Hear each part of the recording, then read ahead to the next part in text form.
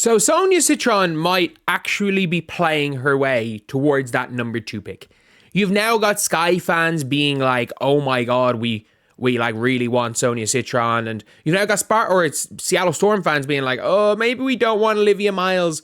Like if they're all about getting a Notre Dame person, maybe we'll get this other Notre Dame person. And it's so funny when we look at these players. They're so different, and you've got Hannah Hidalgo as well. Yes, they lost today.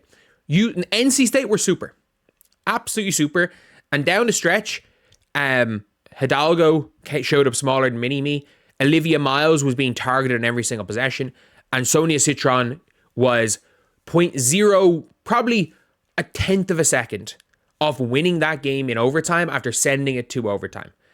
Sonia Citron was the player down the stretch. She carried the number 1 ranked team in the nation on her back.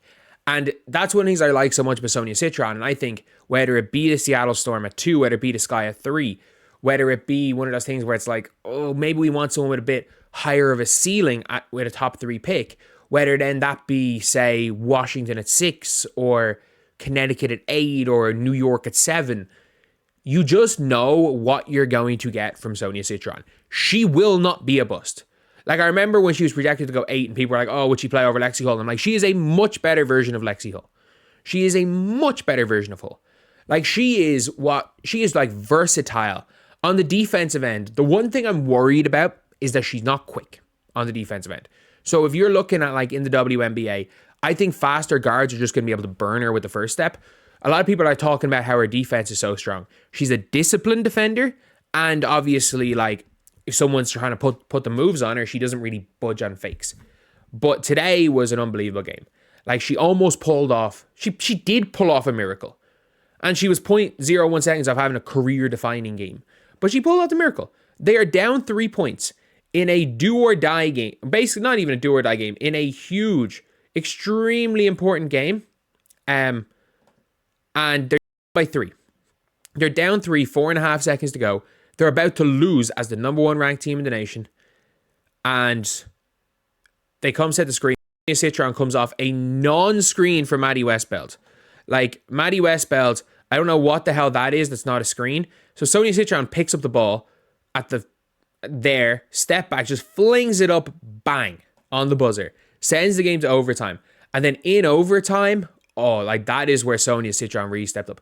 By the way, coming into the fourth quarter, did she have 2 points or was it 8 points? But like, I was watching this game. I watched like the last 10 minutes of the game, and it was just a Sonia Citron show. Olivia Miles hit a big 3 at one stage to put them ahead in the fourth, but it was the Sonia Citron show. Like, up to that point, Hidalgo had carried. Sonia Citron had done her thing. She had played some defense. She had passed the ball. She was just kind of the glue player. And then it was like, I'm taking over. She was hitting shots. She was attacking the basket. In overtime to put them 92-90 or 98-88 up. She kind of comes off a screen, hesitates, gets the defender in jail, burn. Like, gets the defender, like, not in jail, kind of caught out of their stance. Boom, layup. And you're just like, okay, so she's got a bit, like, she's got that pick and roll ball handler ability. And while she could do it at college, she played a lot of the one last year. I think in the WNBA, it's going to be more like a wing that can occasionally handle the ball, not playing the one. Or if you're the Chicago Sky and you get Sonia Citron, let's just say Courtney Vandersloot's getting cooked. And you can just test it out and be like, Sonia, you're 6'1", run a bit of the one. Run the one right now. Like, Kia Nurse is killing it. Let's just say hypothetically, Kia Nurse is killing it. Michaela Onyeawere is shooting well. I think Michaela Onyeawere is so good. I rate her so highly. And Angel and Camilla combination's working. Or you have one of those two with Beck Allen on the floor. And you're like, okay, let's go. Like, it's one of Kia Nurse's good days. So let's just go, screw this. Sonia, you're going to play the point guard. They're cooking us off on the defense end. Let's go out with an elite defensive team.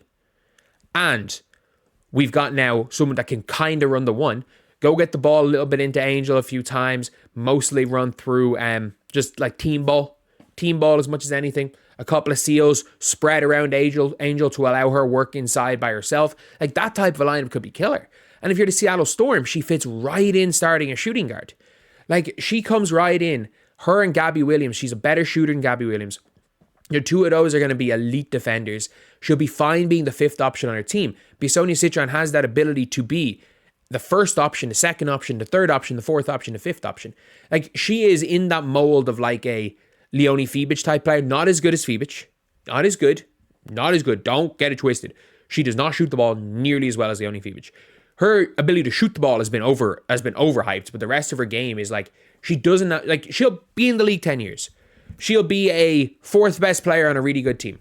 And the question is it like, she is more durable, bigger, better on defense.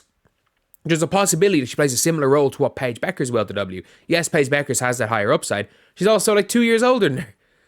Like, Sonia Citron, we can't forget, like, Sonia Citron and Caitlin Clark were on that, like, Team USA team younger than what's her name? Paige Beckers.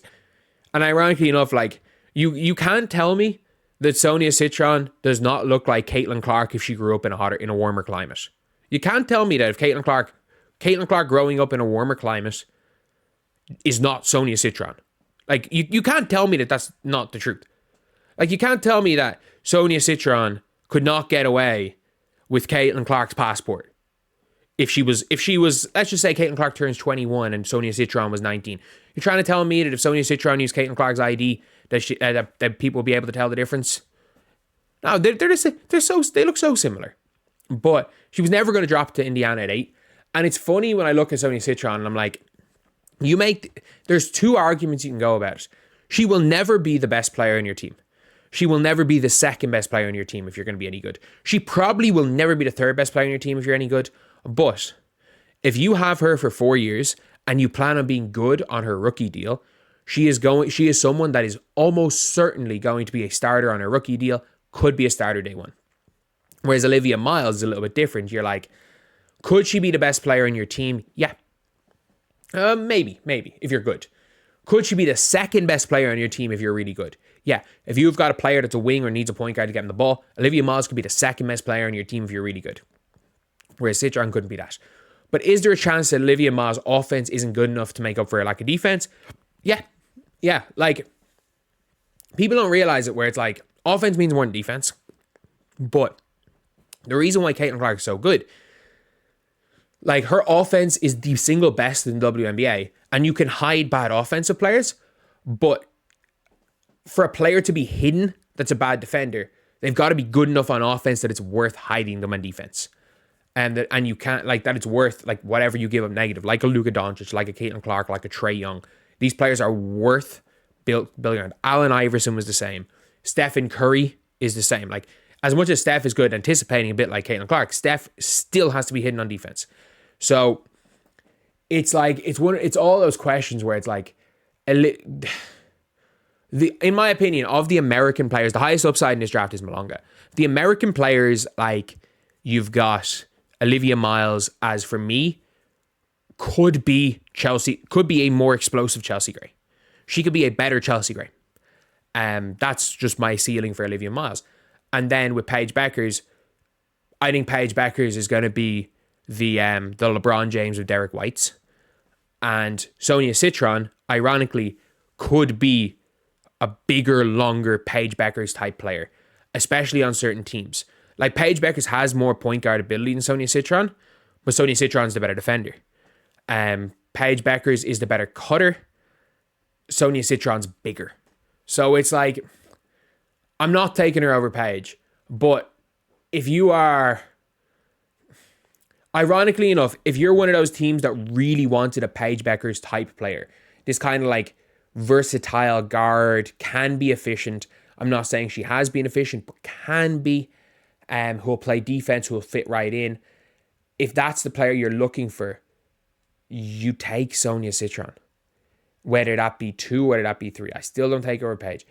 If you want an out-and-out point guard, I still think you take Olivia Miles even over Paige Beckers, which I think the Wings might want to do. But this draft is not straightforward. And there is a chance, as I've said plenty of times, there is a chance that a team just says, screw this, we're taking Malonga. And then suddenly Olivia Miles falls to 3, and then it's a conversation, and maybe the Sky go with Miles. And if the Sky end up going with Olivia Miles at 3, suddenly you're then looking at 4, and the Mystics might go into a panic because they've got your Ankslers, who's a not a similar player, but plays a similar role. You've got Ariel Atkins, you've got Carly Samuels, and they're like, we don't need another one of these players, even long term, because we're confident of keeping some of these players. Let's go more upside. Let's bring in AZ Fudd with 4. We need a point guard. Let's bring in Josite with 6. Number 5, they want a big name. Go take Kiki Riafena and Isamaro, and suddenly she's there with the Liberty. And if she falls to the fucking Liberty, if somehow the WNBA, if you let her fall to the New York Liberty, imagine having Leonie Fiebich starting, and we don't have a backup point guard. We don't really need one because Breanna can kind of play the hybrid one too. Stewie can take the ball up sometimes. The way the teams have to guard us, they're going to probably put their worst player on, the worst defender, Sonia Citron. She'll be able to walk the ball up, and she'll be freaking, I can guarantee you, she'll be the freaking backup point guard for the Liberty. Do not under any circumstances let her fall to the damn Liberty. But anyway, yeah, I'll see you guys.